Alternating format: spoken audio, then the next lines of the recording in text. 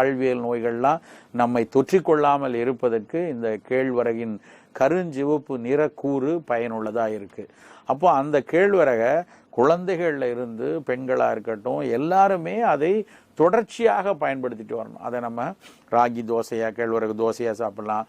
குழந்தைகளுக்கு சின்ன சின்ன மாவு உருண்டையாக கேழ்வரகு ராகி உருண்டைம்பாங்க, அந்த ராகியை கருப்பட்டியோட சேர்ந்து உருட்டி ஒரு சிற்றுண்டி பண்டமாக கேழ்வரகு ராகி உருண்டை கொடுக்கலாம். ராகி புட்டு செய்து சாப்பிடலாம். இன்றைக்கு வணிக நிறுவனங்கள் சில ராகியவே சேமியா மாதிரி எல்லாம் பண்ணி கொடுக்குறாங்க, அது மாதிரி எடுத்துக்கொள்ளலாம். ராகி தோசையாக உளுந்தோட சேர்த்து தோசையா வார்த்து நம்ம சாப்பிடலாம்.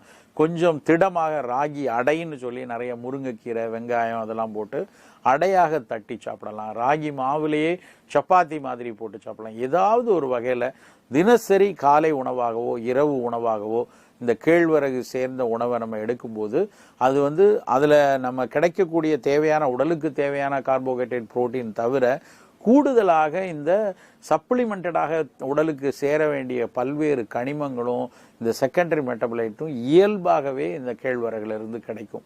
அப்புறம் இன்னொரு முக்கியமான விஷயம் என்ன அப்படின்னா, கேழ்வரகை நல்லா அடை மாதிரி தட்டி சாப்பிடும் பொழுது அதனுடைய உணவு ஒரு லோ கிளைசிமிக் உணவா இருக்கும்.